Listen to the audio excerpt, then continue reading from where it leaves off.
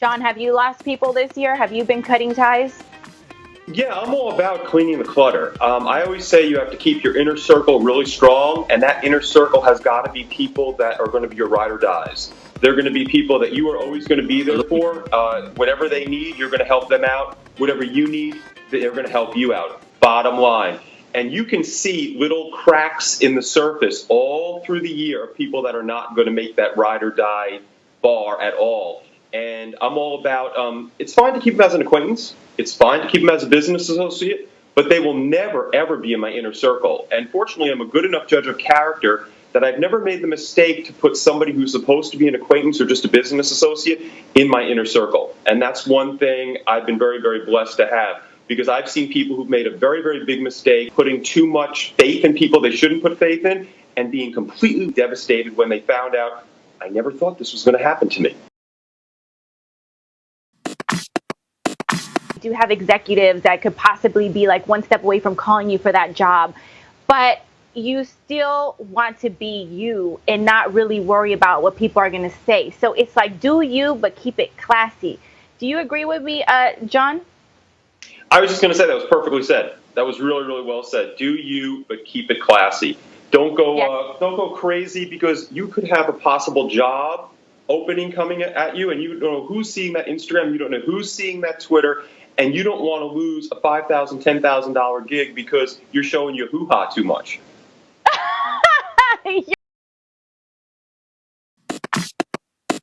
John, I need to know, do you do this? Because you are always like in perfect fit, form, shape, where I'm like, I need to call John. I wish I had your Instagram up right now. Johnny, if we could get John's Instagram up in a second, I'm going to put her on the spot. But you're always so fit and your pictures are perfect. I'm like, I need to call John to get that meal prep plan and find out what you're doing. And this is why I will always come on your show, Miss Arie. This is exactly why. This type of love. Okay? You get the love on Con Sazon. I have to say, selfies, though, the thing about it is this is a double-edged sword. You have to have a really, really thick skin when you're taking selfies. Because nowadays, there's a lot of haters out there. Here you go. Look at that one in the middle. Come on. Come on. Nowadays, there's no safety. You get hit on Instagram, you get hit on Facebook, you get hit on Twitter with all sorts of negativity, picking apart every one of your little flaws. And if you're not a really, really strong person, that can devastate you. John, what do you think about what they said about when they got their first yes? 3 things. What they said was perfect. You only need one yes, bottom line. Number 2 is a no is only a no for now. A lot of times people have all different things on their mind. You're not their priority. You're your priority, but their priorities are different. So you've got to be persistent. And every time I've been on TV with a commercial or anything like that, that station has told me no first. A lot of times they became my best friend later on, but it's because I didn't go away. The other thing, very, very important, don't ever accept no as an answer from someone who doesn't have the authority to say yes. So if you get a no from a secretary or an underling or a gatekeeper or something like that, always be polite, always be businesslike, but don't give up. I never had a plan B either, never wanted to. Plan B is basically your first fail plan. But those people that are naysayers are all going to come around to be your best friends. Don't ever let them in your inner circle as soon as you're successful, because nothing attracts like success. Be nice to them. Say, oh, no problem, we're all cool. But don't let them into your inner circle, because always remember, they will doubt you as soon as the first piece of adversity strikes. Wow. Is John Basedow not preaching right now, or what? One of my main goals, and I think a lot of people's goals, is getting in shape and being fit. And I know I got to bring this over to John, because John, how you doing today? You are the Latina Oprah. Thank you. This is why I love having you on. You feed my soul. I love Con Sazon, the positivity, all the good vibes going out there. This is awesome. Oh, thank you. So you're into fitness. Do you feel like a lot of people start getting into the gym starting January?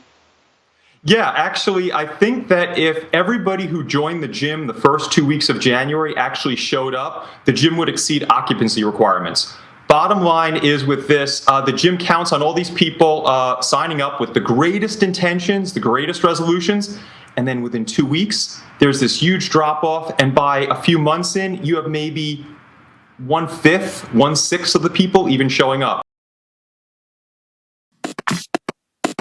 John, what do you do? Do you have a vision board, or how do you jot your goals down? Yeah. First of all, jot them down, write them down, because whenever you write something down, it makes it more real, okay? It turns thoughts into reality. A lot of times people have these great thoughts, but they don't write it down, they never act on it. They forget it because something else, like with this ADD mentality, comes into their minds, and it's out like this. Very smart move. What's the last time you did something for the first time? What's the last risk that you took, and how did it impact your life? Well, first of all, one thing I want to echo that you said in the beginning is, in order to do great things, I think you have to do something fundamentally different than what everyone else is doing. If you keep doing the same thing, if you keep being one of the sheep, you're never going to stand out. But as far as something I'm doing differently right now, brand new, is the condo that I'm in is being sold. So I have to find a new place. What I am actually doing now is getting like cash for clutter and paring down all material assets for the first time, really, and trying to go as light as I can into a new phase, which is something that's sort of scary because you're letting go of a lot of stuff you have a lot of memories with that are material goods, but you're saying goodbye to that to sort of make room for new stuff to come in. And how is that making you a better person, or how is that improving your life? Number one is it's introducing me to people that I would never have met ever before. I've been on like little sites like Let Go, Facebook, Craigslist, different things, and you get to know so much about human nature, and you get to know so many different people from so many different walks of life. You meet some new friends. I've actually made about 13, 14 new friends, believe it or not, and started to look at things a different way because of people that have bought some of what I consider clutter or moving away from. That has been something that they think is amazing. They're like, this is something I really want to have, and you actually bring joy to them by getting rid of something that you may not need as much anymore. I know John is persistent king here. Yeah. John, say something to Andy. Look at Andy sipping his tea over there, coffee. Who knows? Knowing Andy, it's probably some vodka in there.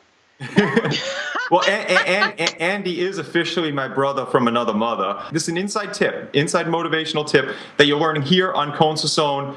Don't tell anybody else except for our million viewers. A lot of times people are so afraid of confrontation that they don't want to tell you no. So what they will do is put obstacle and obstacle and obstacle in front of you, hoping that you'll go away. Like, for instance, you're calling for a job. Well, give me a call in a week. That's one obstacle.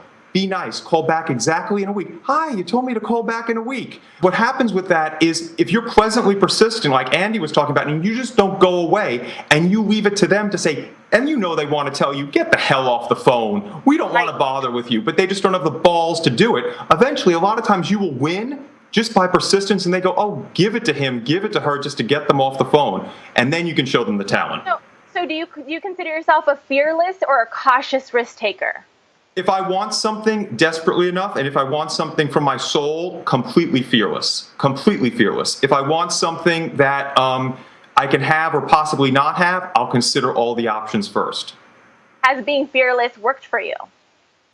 It has. I mean, the whole Fitness Made Simple brand, obviously before I started all this TV hosting and everything else, was completely fearless. I had no background at all in the TV industry for making commercials, getting commercials on air, doing anything. I had to learn that from my ass up.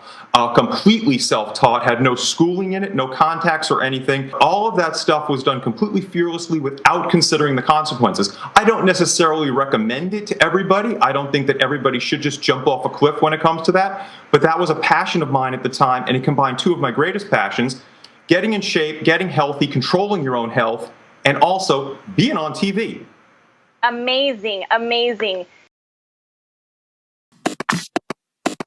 Hey, John, how are you doing? How you doing, Arie? Good. What do you think about this conversation? I know you just got in, but what do you think about all this and just social media being so advanced nowadays that we tend to lose focus on our friends and family? First of all, I love what Marie had said, because I think right now technology's done so many, many great things, amazing things, but one byproduct it's brought with it is we've become a nation of the most antisocial people possible. You see people actually having dinner with you and they're talking, yeah, Arie, you look beautiful. You look really, really nice today. What'd you do today? And meanwhile, they're looking at their phone the entire time. And I think that that is the height of rudeness, personally. Yeah, Yeah, porque you're not involved, no estás comunicando, you're not paying attention to what people are saying and doing in your lives. You're just so focused on everything else and trying to prove a point. Hey guys, do me a favor, make sure to subscribe and also like this video because that motivates me to do more videos for you. Much love and respect.